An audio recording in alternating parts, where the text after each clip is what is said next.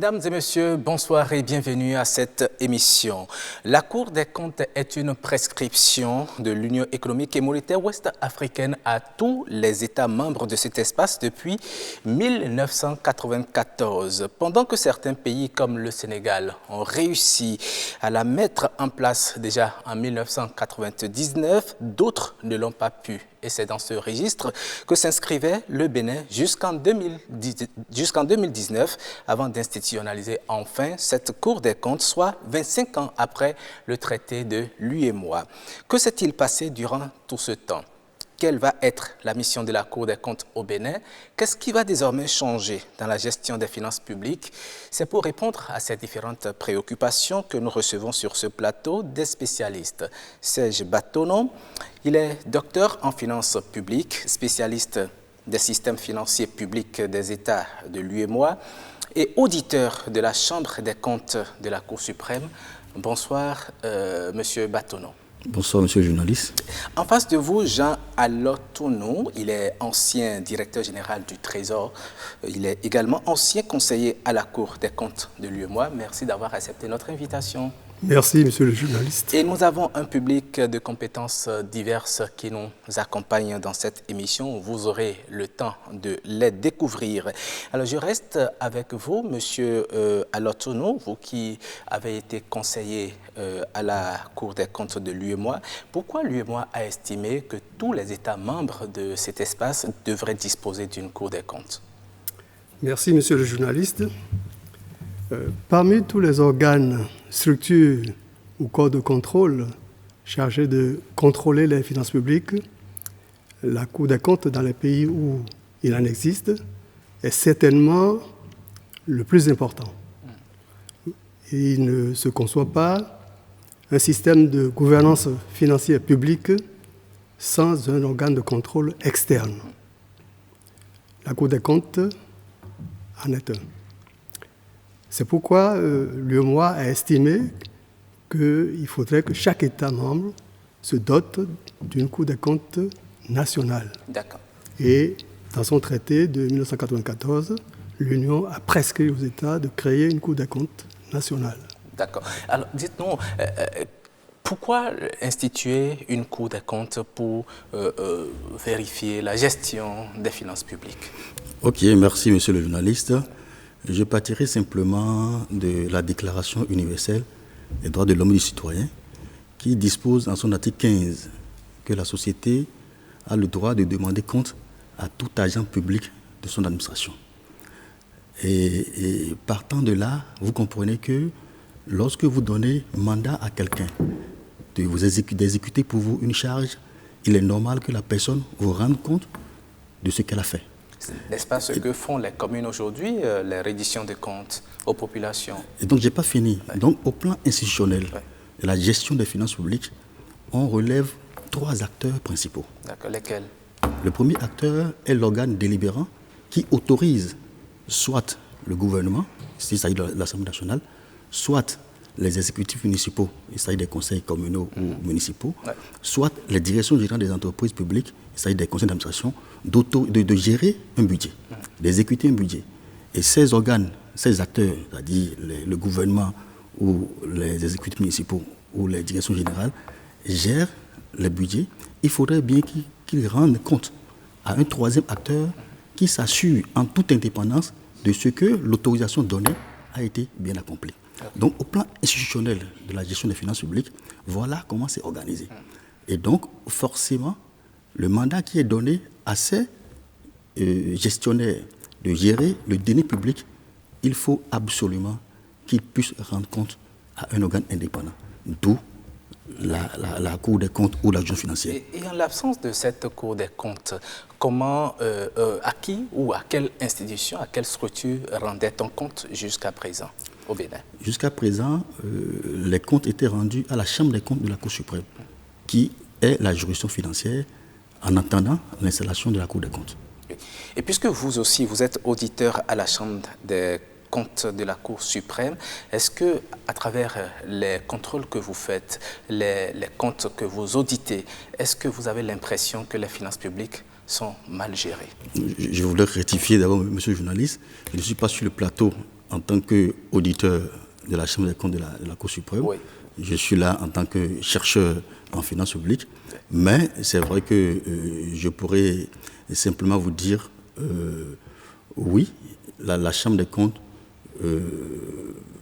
contrôle, fait le travail qu'il faut. Les finances publiques se portent plus ou moins bien. La Chambre des comptes aurait pu mieux faire si toutes les conditions sont réunies. Lesquelles conditions seront réunies avec une Cour des comptes. D'accord. Alors dites-nous, quelles sont alors les missions de la Cour des comptes? Parmi les missions de la Cour des comptes, la plus vieille, la plus ancienne, c'est le contrôle des comptes des comptables publics. Il s'est ajouté dans le temps le contrôle de la gestion des fonds, gestion des administrations publiques, gestion des entreprises publiques et tout organisme public, semi-public ou même privé bénéficiant de concours de l'État. Il faut ajouter que tout récemment au Bénin, il est prévu que la juridiction financière, c'est-à-dire la Cour des comptes qui est actuellement créée, se saisisse de la justification ou de la déclaration des biens des membres du gouvernement, du président de la République et des élus, ou même de certains fonctionnaires. Vous savez, cette Cour des comptes, on aurait pu la créer depuis 25 ans, selon le traité ratifié par les États membres de l'UEMOA. Malheureusement, elle n'a pas été créée. Dites-nous, que s'est-il passé pour que tout ce temps soit passé? Bon, effectivement, c'est depuis 1994, après la ratification du traité de l'UEMOA, que chaque État membre devrait créer sa Cour des comptes nationale. En effet, l'article 68 de ce traité prescrit, oblige tous les États membres de l'Union à créer une Cour des comptes pour assurer une bonne gouvernance financière dans l'espace de l'UEMOA. Mais malheureusement, les États ne se sont pas exécutés. L'UEMOA a édicté une directive en 2002 pour rappeler cette obligation statutaire aux États membres qui ne se sont pas exécutés. Malgré ça, il y a, je crois, sur les 8 pays de l'UEMOA, il y a 6 qui ont pu le faire. Oui. Et il n'y avait que le Mali et le Bénin qui n'ont pas pu. Quelle est la particularité de ces 2 États qui n'ont pas pu mettre en place leur Cour des comptes? Il est vrai que certains États se sont exécutés bien avant le Bénin, qui ne l'a fait que le 7 novembre dernier, à l'occasion de la révision de notre Constitution. Mais pratiquement, il faut dire que tous les États membres de l'UEMOA ont rencontré les mêmes difficultés. La plus importante, c'est la révision de la Constitution. Parce que dans la mesure où les missions qui sont confiées à la Cour des comptes étaient jusque-là, en tout cas avant le traité, c'est-à-dire 1994, exécutées ou conférées à une juridiction financière sous forme de section des comptes de la Cour suprême, aux chambres des comptes de la Cour suprême, dans tous les États membres, c'est un héritage de la colonisation, il fallait nécessairement réviser les constitutions avant de pouvoir dessaisir les cours suprêmes de ces attributions, de ces missions, pour les confier à une autre juridiction financière au rang d'institution, c'est-à-dire à une Cour des comptes. D'accord, très bien. Et cette Cour des comptes dont vous parlez, elle a été instituée le 7 novembre 2019. Eh bien, Marcel Akhossi a essayé de réaliser un reportage pour nous sur l'opportunité de cette Cour des comptes. Nous allons vous inviter à suivre ce reportage. C'est un acte qui rassure sur la volonté d'éradiquer la mafia économique. La Cour des comptes est devenue réalité à l'avènement de la loi 2019-40 qui révise la Constitution du 11 décembre 1990. Dès lors, les débats sur la nouvelle institution foisonnent dans tous les sens. Dr Serge Batonon, spécialiste en audit et des systèmes financiers publics des États de l'UEMOA, y voit une avancée en matière de bonne gouvernance et de lutte contre la corruption. Une Cour des comptes professionnelle, une Cour des comptes capable d'impacter les finances publiques. J'ai comparé la Cour des comptes telle que créée au Bénin avec certaines autres cours des comptes dans la sous-région où c'est dit que les membres de la Cour des comptes ont des mandats. La Constitution du Bénin a le mérite de ne pas préciser ça. Au Togo, c'est un mandat de 6 ans. Au Burkina Faso, c'est un mandat que les membres de la Cour des comptes ont. Dans certains pays, c'est la mouvance qui donne des membres, l'opposition donne certains membres. La Constitution actuelle du Bénin a le mérite de parler simplement de membres de la Cour nommés par le président de la République, a le mérite d'introduire la nuance entre expérience professionnelle et pratique professionnelle. Cette cour, selon lui, représente la troisième pierre essentielle pour le bon fonctionnement des systèmes financiers publics. Les deux autres pierres, ce sont les organes délibérants qui autorisent le gouvernement, les exécutifs municipaux et les directions générales des entreprises publiques et établissements publics à exécuter un budget. Lorsque le budget est exécuté, il faut bien que cette troisième pierre existe pour s'assurer de la régularité de l'exécution de l'autorisation donnée par le Parlement. Et pour s'assurer également, comme je l'ai dit tantôt, de ce que cette autorisation donnée est effectuée de façon à obtenir la performance publique, condition sine qua non aujourd'hui pour permettre à l'administration d'amorcer un développement. Il a fallu 19 ans pour mettre en œuvre cette recommandation de l'UEMOA. Et comme il n'est jamais trop tard pour bien faire, c'est maintenant fait. Voilà, c'est maintenant fait, 25 ans après, le Bénin dispose de sa Cour des comptes. Alors, M. Batonon, dites-nous quel est le processus qui a abouti à la création de cette Cour des comptes? Eh bien, merci monsieur le journaliste. Le processus qui a abouti à cette Cour des comptes, comme vous venez de le dire, a duré 25 ans. Je peux constater que ce processus a été marqué par 3 grandes étapes. D'abord, la première date est l'année 1994, où à l'issue de la dévaluation du franc CFA, les États, les 7 d'alors, se sont regroupés pour mettre en place donc, une union économique et monétaire pour s'assurer beaucoup plus de la transparence financière, pour veiller pour organiser la surveillance multilatérale. Et donc, dans le cadre de l'organisation de cette surveillance multilatérale, il faut mettre en place un organe qui s'assure de la fiabilité des comptes de l'État. Donc c'est d'où ce traité disait que les États ont 1 an pour installer des cours des comptes nationales ou recourir à la Cour des comptes de l'Union pour certifier les informations financières produites dans les comptes. Donc c'était le début. Mais le doyen, alors tout le monde dit tout à l'heure, il fallait réviser la Constitution. L'année 1994, les pays de la sous-région sortaient de la conférence, des conférences régionales, où de nouvelles constitutions étaient mises en place. C'est le cas du Bénin, où on avait la constitution de 90. Et donc, ce n'était pas le temps de retoucher en même temps aux constitutions.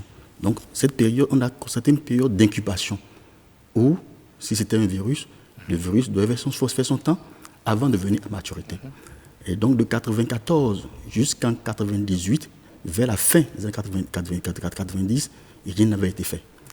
Il lui fallu l'année 98 pour qu'une communication soit introduite en Conseil des ministres, une communication préparée par la présidence de la République, bien sûr, pour demander à ce qu'un comité soit mis en place pour réfléchir sur la question de la Cour des comptes au Bénin. Le Sénégal a ouvert le bal en 1999 en procédant à la révision technique de la Constitution et a installé la Cour des comptes en 2000. Et déjà en 2000, l'UEMOA est revenu encore à la charge à travers la directive portant Cour de transparence qui recommandait aux États de mettre en place impérativement au plus tard le 31 décembre 2002 les cours des comptes nationaux. Et il faut donc, après passer la période d'incubation, il y a ce que j'appelle la période de prise de conscience. Et au même moment, cette période est une période de prise de conscience, mais de velléité.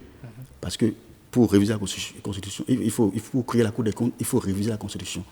Réviser la Constitution Vous savez ce que la Constitution représente pour le Béninois. Oui, bien sûr. Donc le comité qui a été mis en place en 1998 a travaillé, a sorti les premiers tests qui ont été adoptés en 2002. Lesquels tests ont été introduits à la Cour suprême pour l'avis motivé. La Cour suprême a donné son avis motivé en 2005. 2005, c'était à la veille de l'échéance présidentielle de 2006, où il ne fallait pas toucher à la Constitution. N'oubliez pas le mouvement Touche pas à la Constitution. Oui. Donc, tous les travaux qui ont été faits ont été rangés au placard. On a fait les élections de 2006, mais on a constaté que de 2006 à 2011, le premier gouvernement, le premier régime du président Yahya Boni n'avait pas accordé un intérêt à la question. Donc, tous les travaux étaient restés comme ça. C'est après l'élection de 2011 qu'un regain d'intérêt a été constaté, où en 2013, je passe sur le contrôle citoyen, ou 2014, un comité ad hoc a été mis en place pour travailler encore sur les tests de la Cour des comptes. Ce comité a reçu l'appui de l'Union européenne, où un expert a accompagné le comité pour élaborer tous les tests sur la Cour des comptes, le projet de révision de la Constitution, le projet de loi organique devant la Cour des comptes, le projet de loi sur les procédures de la Cour des comptes, le projet de loi sur le collège supérieur. Jusqu'à ce que l'on aboutisse aujourd'hui à la création des cours des comptes. Ça veut dire que le processus a été vraiment long. Laissez-moi finir. Oui. Et donc, ce comité a travaillé, mais malheureusement, cette révision n'a pas été faite avant 2016. Il lui fallut donc l'arrivée du président Patrice Talon, qui a affiché clairement qu'il a la volonté de réviser la Constitution, quoique sur la côte. Vous le comprenez.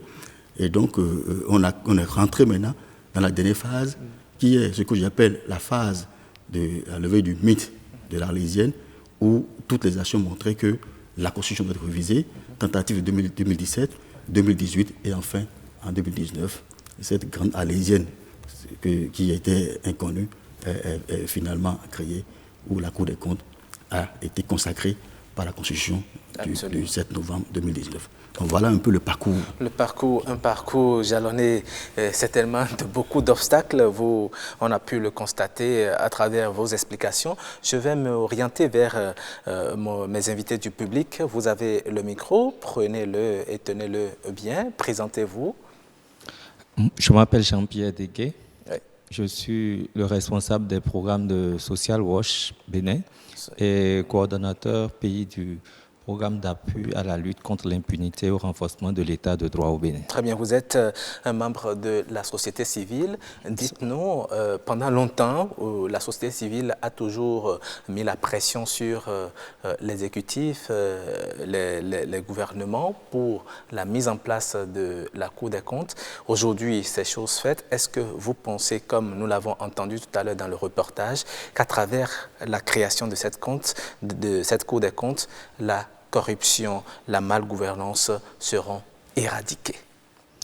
Merci, monsieur le journaliste.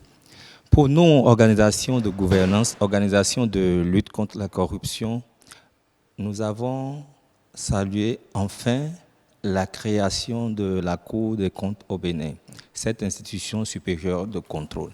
Parce que nous, en tant que citoyens, donc contribuables béninois, si nous nous fondons sur les directives portant cause de transparence de l'UEMOA. Nous avons parlé de la première de 2000 et de 2009. Celle de 2000 dit qu'il n'y a pas de bonne gestion des finances publiques dans un État sans le contrôle a posteriori qui est fait par une institution dotée de pouvoirs et de capacités d'investigation étendues. Et celle de 2019, dans son préambule, dit ceci, que l'argent public est au cœur de l'état de droit et de la démocratie. Alors, qu'est-ce qu'on disait de la démocratie béninoise? Je ne vous rappelle rien. Il y a un ouvrage ici, Bénin, démocratie prisonnière de la corruption. Donc, nous sommes un modèle démocratique, mais on dit notre démocratie est corrompue. Donc, la lutte des organisations de la société civile depuis des années, c'est d'avoir cette institution supérieure de contrôle qui va nous permettre vraiment de faire face de façon systémique à la lutte contre la corruption. Et M. Batonon a décrit tous les péripéties. Les organisations de la société civile ont été des acteurs et très récemment, nos organisations, Social Watch, Alcré, avec Transparency International, avec l'appui de l'Union européenne, nous avons évalué le système national d'intégrité. Et le système national d'intégrité, dans son rapport, a préconisé, a donné 5 recommandations prioritaires. L'une des recommandations prioritaires est que le Bénin se dote d'une juridiction financière indépendante de l'exécutif et du judiciaire qui soit professionnelle et efficace. Ce qui est la Cour des comptes. Ce qui est la Cour des comptes. Je peux dire que le retard que le Bénin a accusé, c'est aussi quand même à notre profit, parce que nous avons eu le temps de voir ce qui a fait que les cours des comptes créés dans les autres États n'ont pas marché. Ouais. C'est-à-dire on a créé seulement pour respecter la directive de l'UEMOA. Ouais. Mais il y a eu des confusions de rôles. Ouais. On a confondu le rôle du juge financier au rôle du juge judiciaire. Okay. Et ça a posé problème dans le fonctionnement. À travers les tests qui régissent aujourd'hui la Cour des comptes au Bénin, est-ce que vous pensez que le Bénin a capitalisé l'expérience des autres États pour créer sa Cour des comptes? Merci beaucoup, monsieur le journaliste. C'est là que la société civile est assez vigilante et regardante sur le reste du processus, parce que nous ne sommes qu'à la première étape. On a créé dans la Constitution. Donc, c'est une cour constitutionnelle théorique sur papier que nous avons. D'accord. Mais pour que cette cour soit indépendante, efficace et professionnelle, c'est dans les autres lois que M. Batonon a rappelé, la loi organique, ouais. La loi sur les procédures à appliquer, la loi sur la magistrature, la loi sur le conseil supérieur de cette Cour des comptes. Ouais. Et si nous créons une Cour des comptes au Bénin, sans une corporation de juges financiers, ça ne sert à rien même de créer la Cour des comptes. D'accord. En tout cas, on sait que vous êtes là pour veiller au grain, vous qui êtes de la société civile, vous êtes là pour veiller au grain et tirer la sonnette d'alarme au moment opportun. Veuillez passer le micro à votre voisin. Oui, vous le passez. D'accord. Oui. Oui, je viens... Gardez au chaud ce que vous avez à dire. Oui, madame, présentez-vous. Okay. Islamia Chanou, oui. Juriste financière, chercheur, membre du CERFIP. D'accord. Est-ce que vous pensez que c'est une avancée que le Bénin ait créé aujourd'hui sa Cour des comptes? Oui, c'est une avancée notable qu'on doit saluer. Avancée notable qu'on doit saluer, puisque la Cour des comptes a fait l'objet d'un long processus. Ouais. Difficile, et comme l'a dit le docteur Batonon, à un moment donné, personne n'y croyait. Donc, peu importe les conditions de création, aujourd'hui nous avons une Cour des comptes. Et ce qui est important, c'est de voir, puisque le constituant l'a consacré en tant qu'une ISC. Une ISC, ça veut dire Institution supérieure de contrôle des finances publiques. Ouais. À cet effet, cette Cour des comptes doit respecter les exigences consacrées par l'organisation fêtière des institutions supérieures de contrôle des finances publiques.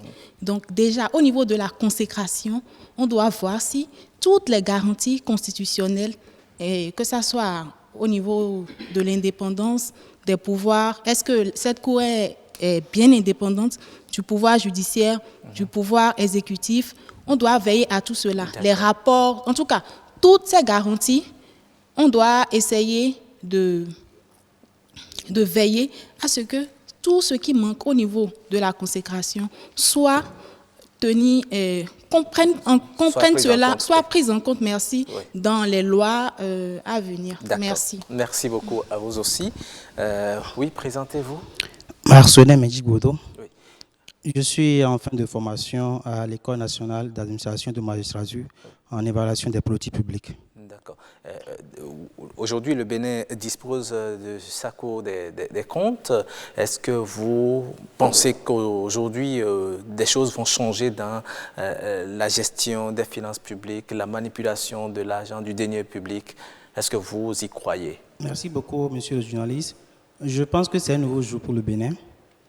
Parce que, vous savez, lorsque nous pensons au développement, nous devons nous prendre au sérieux et nous rassurer que chaque franc compte pour nous. Parce que nous avons beaucoup d'objectifs, nous avons beaucoup de choses à faire dans la communauté. Les populations nous attendent sur beaucoup de questions et ne pouvons pas continuer à gaspiller les ressources publiques. Et c'est pour ça que l'avènement de la Cour, nous saluons ça et nous pensons que si cette Cour-là est dotée véritablement de tous les outils, qu'il y ait une bonne organisation et que cette Cour, on lui donne les moyens de fonctionner, je pense que d'ici 5 ans, nous serons très fiers de ce Bénin. Absolument. Et je voudrais dire que, déjà j'ai dit au départ que chaque franc doit compter pour nous. Parce que, vous savez, quand vous voyez des pauvres qui n'ont rien du tout, alors qu'à un moment donné, quelqu'un a gaspillé 1 milliard dans une question qui n'a rien donné, vous allez vous sentir vraiment gêné pour ces gens de personnes. C'est pour ça qu'aujourd'hui, nous disons, cette Cour devrait prendre en compte l'évaluation des politiques publiques. Que chaque franc, quand même peut-être les organismes publics ont respecté l'orthodoxie financière, tout s'est bien passé, mais est-ce que le franc qui a été dépensé a véritablement impacté la population? C'est de ça qu'il s'agit, la redevabilité envers nos concitoyens. À vous écouter, cela doit faire partie des missions régaliennes de cette Cour. Oui, nous appelons de tous nos voeux que il ne suffit pas seulement de voir si les fonds ont été bien gérés, il faut voir si cela a impacté la population. Est-ce qu'il y a un changement des conditions de vie? Nous appelons franchement que les lois qui seront édictées et votées par rapport à la Cour des comptes prennent en compte l'évaluation des politiques publiques. D'accord. Merci beaucoup. Oui, Monsieur Batono, je reviens à vous. Vous les avez écoutés et pendant que Monsieur de la société civile parlait, vous brûliez l'impatience de réagir. Oui, nous vous écoutons. Ok, merci Monsieur le journaliste. C'est vrai, Monsieur Jean-Pierre, délégué de la société civile, a mis l'accent sur un point très important qui est celui de la capitalisation donc des expériences des autres cours de la sous-région. Parce que, qu'ils vous souviennent, pendant les mouvements donc, qui démontraient la nécessité de la création de la Cour des comptes, certaines personnes disaient il y a Cour des comptes dans tel pays, il y a Cour des comptes dans tel pays, mais qu'est-ce qui a changé? Qu'est-ce que ça a apporté? Parce que ces Cours des comptes ne sont pas des Cours des comptes professionnels. Ah, d'accord. Il faut, et c'est en cela déjà que il faut souligner quand même le mérite de la Constitution du Bénin qui a posé les balises d'une Cour des comptes professionnelle. J'ai dit tantôt... Qu'est-ce que vous mettez dans Cour des comptes professionnelle? Une Cour des comptes professionnelle, c'est une Cour des comptes qui recrute ses membres à la base, qui recrute les membres à la sortie de l'université et qui font carrière, suivant un système de carrière bien établi. Quand je prends le modèle sénégalais, je vais parler en France, le Sénégalais qui est à côté, à la sortie de l'université, vous intégrez la Cour des comptes, c'est les meilleurs des filières juridiques, économiques et financières. Donc ça veut dire qu'il va falloir créer cette filière à l'université si cela n'existait pas. Non, ce n'est pas une filière Cour des comptes, quand je dis filière juridique, celui qui a fait le droit, celui qui a fait la comptabilité, celui qui a fait l'économie, celui qui a fait les finances en général. Donc les meilleurs qui sortent de ces écoles-là peuvent intégrer la Cour des comptes, soit par un système de concours, et qui font carrière. Ils intègrent la Cour des comptes en tant qu'auditeur première classe. 4 ans après, ils passent auditeur deuxième classe. Ensuite, ils passent conseiller référendaire. Ensuite, première classe, conseiller référendaire deuxième classe. Et enfin, conseiller. Et c'est en cela que je disais que la Constitution a le mérite de poser les balises en précisant que les conseillers et les présidents de chambre sont nommés parmi certains profils définis ayant 15 années de pratique professionnelle. Et cette même Constitution a bien précisé pour le président de la Cour des comptes 15 années d'expérience professionnelle. Ça voudrait dire que les 15 ans de pratique professionnelle s'appliqueront à ceux qui sont rentrés par le bas et qui ont effectivement fait les 15 ans. Mais lorsque nous prenons le cas du Bénin, vous savez, on a la Chambre des comptes qui a existé jusque-là, la Chambre des comptes qui a eu à employer des cadres, est-ce à dire que ceux-là seront d'office reconvertis comme personnel de la Cour des comptes qui vient d'être créée? A priori, c'est ce qu'il faut. Et lorsque on reste même dans l'esprit de la Constitution, les 15 ans de pratique professionnelle, on ne trouvera que aujourd'hui à la Chambre des comptes. C'est vrai, je ne peux pas dire sur ce plateau que c'est seulement ceux de la Chambre des comptes ayant fait 15 ans qui vont servir à la Cour des comptes. on pourra trouver pour le début un mécanisme pour intégrer ceux qui ont fait la pratique professionnelle, soit dans des cabinets d'audit, soit dans des inspections des ministères, ou bien à l'inspection générale des finances, mais quelqu'un qui a fait 15 ans de la pratique de l'audit. D'accord. Donc, je disais, la Constitution a le mérite de poser ces balises-là d'une cour professionnelle. Donc, comme le disait tantôt M. Degué et Islamia, il faudrait donc que les lois, notamment la loi organique, en tiennent compte, que la loi organique en tienne compte pour que le mécanisme soit organisé de façon à ce que, effectivement, on puisse doter la Cour des comptes du Bénin de professionnels capables d'impacter, capables de travailler, et non des gens qui viendront, qui sont cooptés par le haut et qui ne pourront pas être capables de lancer le moteur qu'est la Cour des comptes. Là, c'est aussi un autre facteur, et tout à l'heure, nous avons entendu dans l'élément témoin que nous avons diffusé que l'une des particularités de cette Cour est qu'elle sera sans mandat. Qu'est-ce que vous y comprenez? Est-ce à dire que les membres de cette Cour n'auront pas de limitation de mandat, ou veuillez mieux nous expliquer? Effectivement, dans l'élément que nous avons écouté tout à l'heure, il est dit que les membres de la Cour, en ce qui concerne le Bénin, n'auront pas de mandat. Dans certains pays, les membres de la Cour des comptes ont un mandat, généralement de 6 ans, renouvelable une fois. Cette formule n'est pas satisfaisante. Du point de vue des compétences techniques, ça ne rend pas le magistrat financier, c'est-à-dire le membre de la Cour des comptes, permanent pour faire bénéficier de ses compétences, de ses expériences, la juridiction financière. Voilà pourquoi il vaut mieux que le magistrat financier, le membre de la Cour des comptes, puisse faire carrière à la Cour des comptes. Il y a beaucoup plus d'avantages que s'ils avaient un mandat de 6 ans, même si cela est renouvelé une fois, parce que avec ce système de mandat, des compétences viennent, travaillent pendant quelques temps, et puis sont obligés de partir, et il faut recommencer.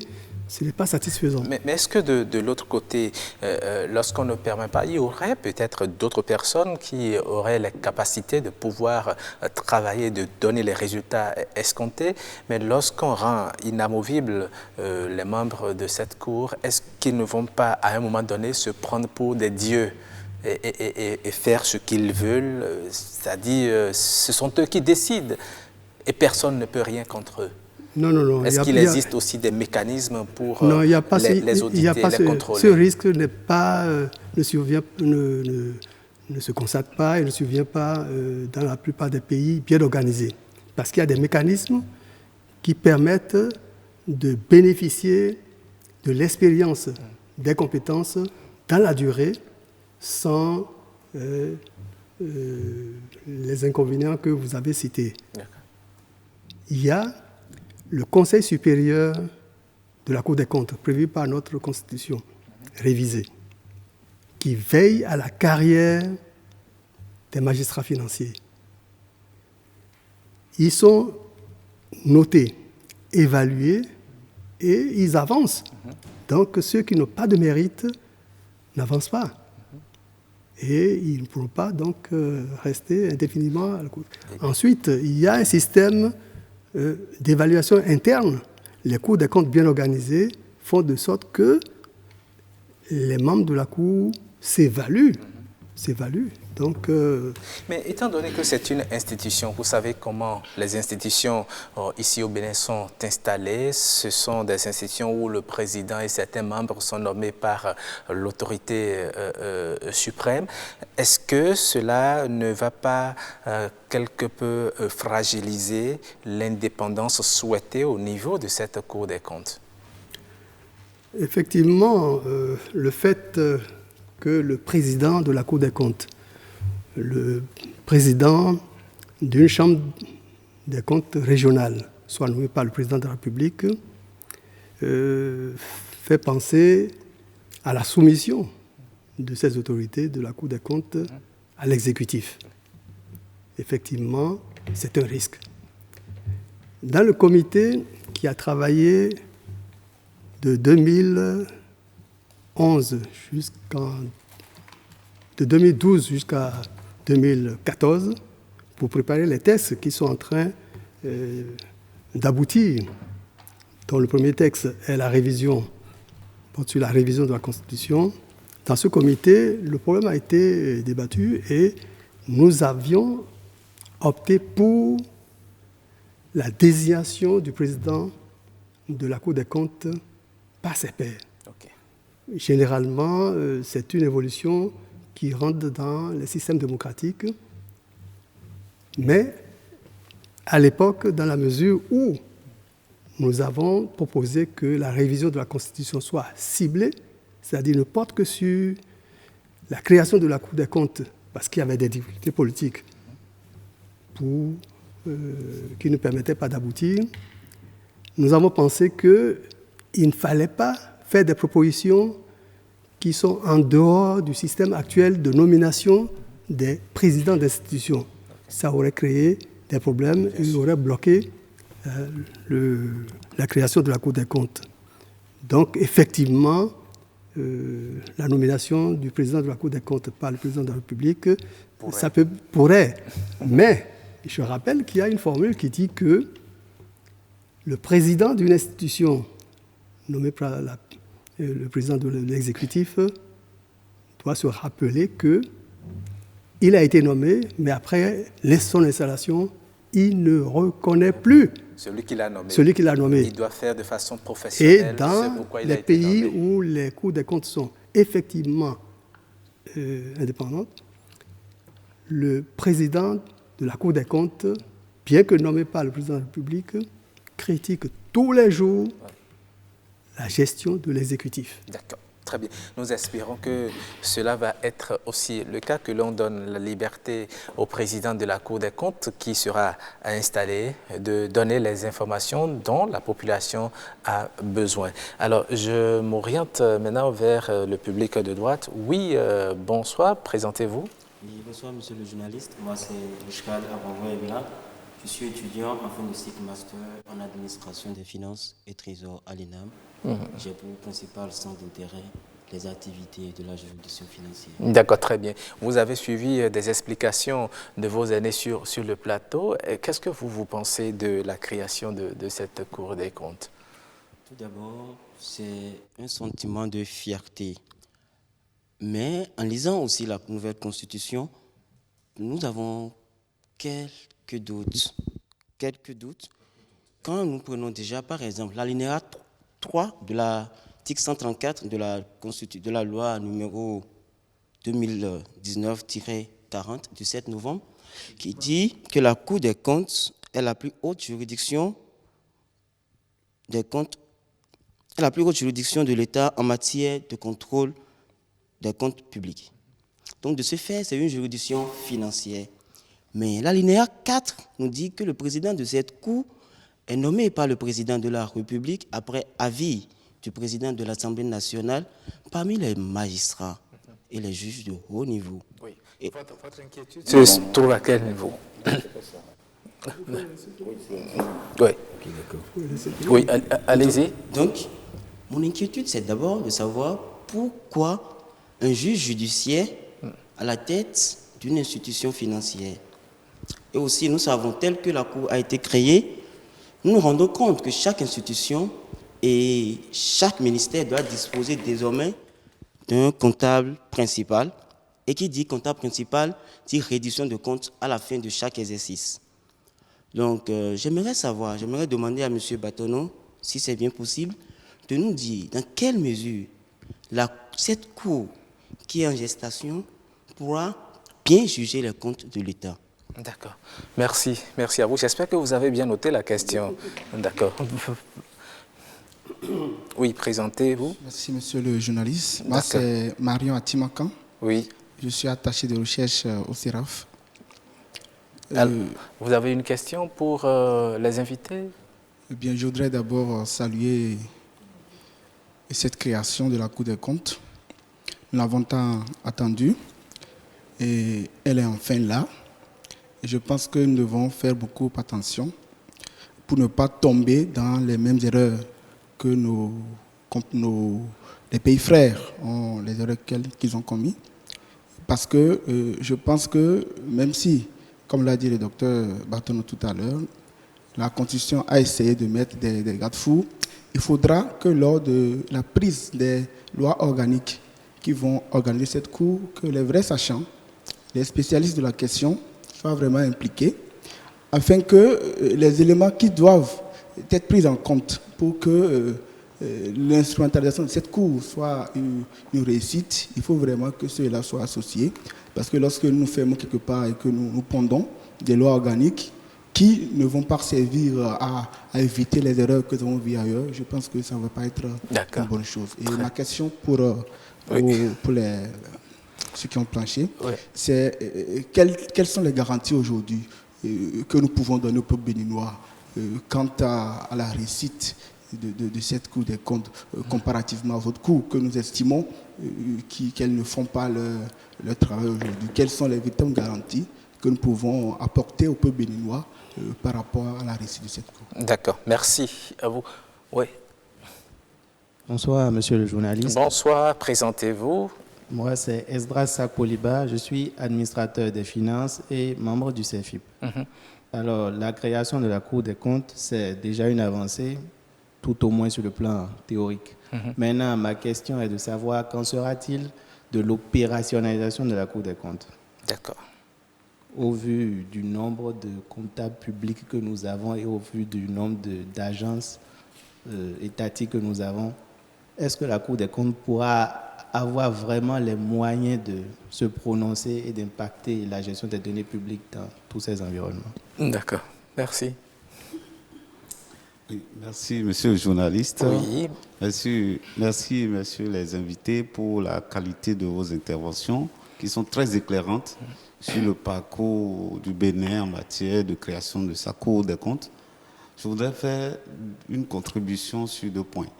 D'abord, rappeler qu'il y a eu sur ce parcours-là des faits majeurs comme, premièrement, les frais de justice criminelle. Les frais de justice, oui. Le scandale des frais de justice criminelle qui découle des premières activités donc, de la Chambre des comptes. Et si ce genre de scandale n'a pas continué à être révélé, c'est parce que la dynamique de renforcement des ressources de la Cour, de la Chambre des comptes alors n'a pas suivi. Alors, je note cela. Je voudrais également souligner le départ de la coopération danoise du Bénin, la DANIDA, qui a expliqué, entre autres raisons, a donné comme entre autres raisons l'inexistence d'une Cour des comptes opérationnelle au Bénin. Cette coopération danoise, c'était le minimum de 20 milliards de dons par an pour le Bénin. Depuis 2012, vous pouvez faire le calcul pour voir ce que nous avons perdu. C'est dire que nous étions à un carrefour obligé pour aller à cette modernisation de l'État. Alors, cette création de la Cour des comptes est une réforme de l'État qui doit se poursuivre avec l'implication de tout le monde. Alors, nous souhaitons que la réforme continue avec l'implication vraiment des sachants, comme on le dit. Oui. Je voudrais souligner la particularité de la Cour des comptes du Bénin. Oui, allez-y très rapidement. Qui est la seule, probablement dans l'UEMOA, à avoir le rôle de contrôle, de réception, de contrôle des déclarations de patrimoine de beaucoup de personnalités, des plus importantes à des agents publics les plus bas de l'administration financière. Alors, les attentes sont nombreuses. Je voudrais m'en arrêter là. Merci beaucoup pour votre contribution. Oui, monsieur Batonon, beaucoup de questions de nos invités du public. La première, elle est ceci. Pourquoi un juge judiciaire doit être à la tête d'une institution financière? Non, en fait, je voulais donc rectifier. L'article 134 4 donc de la Constitution du 7 novembre 2019 dit ceci. Le président de la Cour des comptes est nommé pour une durée de 5 ans par le président de la République après avis du président de l'Assemblée nationale parmi les magistrats, les juristes de haut niveau, les inspecteurs des finances, les administrateurs du trésor ou des impôts, les administrateurs des services financiers, les économistes gestionnaires ou les experts comptables ayant au moins 15 ans d'expérience professionnelle par décret pris en Conseil des ministres. Ça veut dire que ce n'est pas seulement les magistrats et les juges de haut niveau. C'est clair. Le champ est ouvert à beaucoup d'autres compétences. Bien sûr. Voilà, donc je pense que le problème ne se pose pas. C'est une institution chargée de contrôle des finances publiques. Et au-delà de ça, c'est aussi une cour. Je pense que l'autorité qui a le pouvoir de nomination va voir dans tout ce profil celui qu'il faut vraiment pour diriger une cour des comptes. D'accord. Alors, quelles sont les garanties au peuple béninois? Les garanties, je pense que c'est maintenant qu'on mettra les garanties. Et Islamia l'a dit, elle a dit qu'il faudrait que les tests sur la Cour des comptes tiennent compte des critères de viabilité des institutions supérieures de contrôle des finances publiques. Elle a cité l'Intosai, qui est l'organisation fertière des ISC. La Constitution du Bénin a clairement dit que la Cour des comptes sera une ISC, et donc une ISC fonctionne dans un cadre robot. Il y a un ensemble de critères qui constituent les critères de viabilité des ISC à partir de l'indépendance. L'indépendance, ça recouvre 8 autres critères qui devront être déclinés dans les tests sur la Cour. Il s'agit ensuite de la gestion des ressources humaines. Il y a un ensemble de critères qui entourent cela. Il y a les normes et les méthodes de travail. Il y a un ensemble de critères également qui entourent ça. Il y a la gouvernance interne et les relations avec les parties prenantes. Donc, tout ça, on ne va pas les exposer ici, mais l'Intosai a un cadre robot, et je pense que c'est l'occasion, parce que les autres cours dont les tests ne sont pas conformes avec ce cadre robot-là, procèdent à une révision à l'issue de l'évaluation des ISC, à une révision des tests. Je pense que, comme l'a dit M. Degué, il faudrait qu'on parte maintenant de ces expériences-là pour qu'actuellement, dans les tests, on mette tout ce qu'il faut pour avoir une Cour des comptes modèle. Absolument. Et dès lors qu'on a ça, je pense que c'est en cela toute la garantie est là. Je voudrais finir pour préciser les missions d'un juge des comptes, puisque l'autre, il avait dit, il peine à voir que des gens souffrent, des gens meurent parce qu'ils n'ont pas 500 francs pour se soigner, alors qu'on détourne 1 milliard. Et effectivement, si une Cour des comptes professionnelle est mise en place, le juge des comptes assurera ces 4 missions qui forcément permettra de lever tout équivoque lié à une quelconque mauvaise gestion. Le juge des comptes, premièrement, s'assure son action permet la reddition des comptes. Je vais plus rappeler la nécessité de la reddition des comptes dès lors que vous savez que lorsque vous exécutez un mandat, vous allez rendre compte et qu'on va s'assurer de la régularité de vos opérations. Ça, la discipline financière commence là. Ensuite, le juge des comptes contrôle les comptes qui sont produits. Et donc, à l'issue du contrôle, le juge des comptes procède à des sanctions. Et là, c'est là également la plus grande fonction du juge des comptes, l'anticorruption, la fonction anticorruption du juge des comptes. Il sanctionne à travers des mises en débat, il sanctionne à travers des procédures que nous appelons les procédures de discipline budgétaire et financière.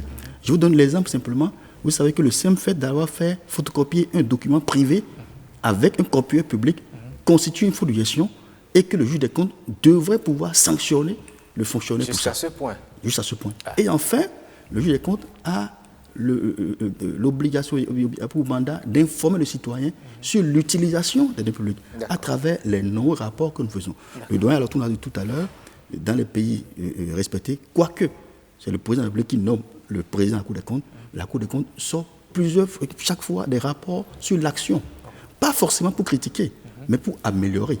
Parce que, n'oubliez pas, lorsque vous êtes dans un système où vous vous engagez, vous réalisez, il faut un œil extérieur qui vous dit, voilà l'engagement, comment ça a été fait, voilà comment vous avez tourné la roue vers la performance. Et la Cour des comptes est également là pour accompagner donc le gouvernement, pour accompagner les gestionnaires dans la bonne gestion, afin donc de tourner cette roue vers la performance publique. Merci beaucoup.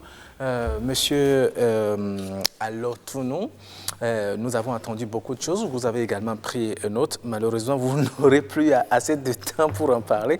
Mais tout à l'heure, monsieur disait dans le public que par défaut de la Cour des comptes, il y a la coopération danoise qui a quitté le Bénin. Et ça dit qu'aujourd'hui que le Bénin a créé la Cour des comptes, il y aura des avantages à engranger de par cette volonté manifeste affichée.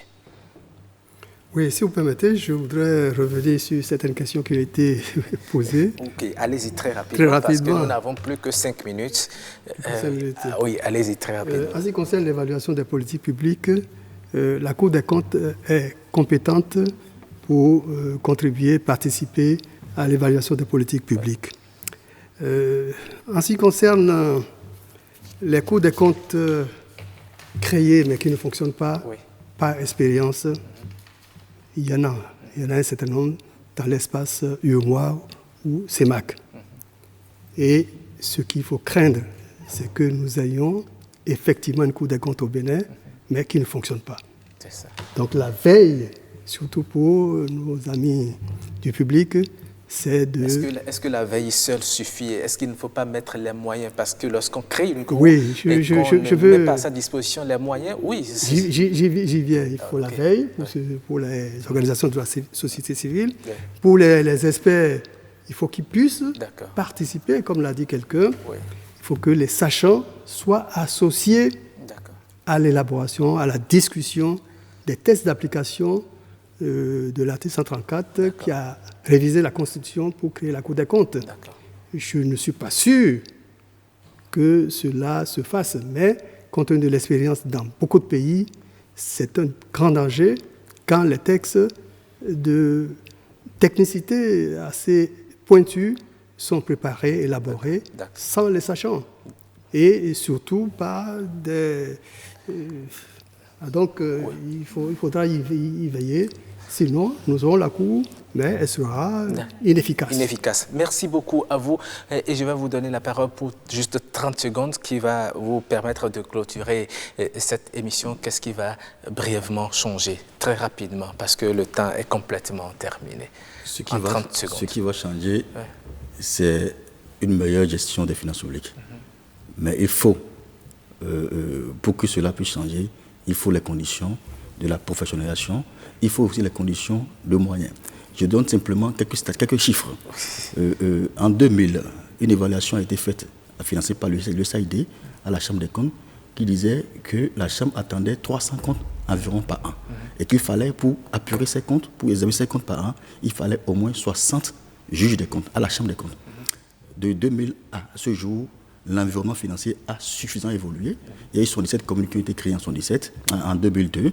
Il y a ensuite des fonds, des organismes publics qui sont créés un peu partout. Aujourd'hui, environ, sans me tromper ou bien sans avancer un chiffre faramineux, je pense que la Cour des comptes aura à recevoir plus de 600 à 700 comptes. Merci. Et si l'extrapolation de 60 juges était faite sur la Chambre des comptes en 2000, faites l'extrapolation vous-même de combien environ de juges il faut pour dynamiser cette Cour des comptes et pour réellement impacter les finances. Merci beaucoup, Monsieur Serge Batonon. Je rappelle que vous êtes docteur en finances publiques, vous êtes spécialiste des systèmes financiers publics des États de l'UEMOA et auditeur à la Chambre des comptes de la Cour suprême. Merci d'être venu dans cette émission. Merci également à vous, Monsieur Jean Alotounou. Vous êtes ancien conseiller à la Cour des comptes de l'UEMOA et ancien directeur général du Trésor. Merci également à vous, chers invités. Le temps ne nous a pas suffi, mais je crois que nous avons dit l'essentiel sur cette Cour des comptes qui vient d'être institutionnalisée par le Bénin 25 ans après le traité de l'UEMOA. Merci de nous avoir suivis aussi, vous, chers téléspectateurs. Au revoir et à très bientôt pour un autre numéro de Forum du jour.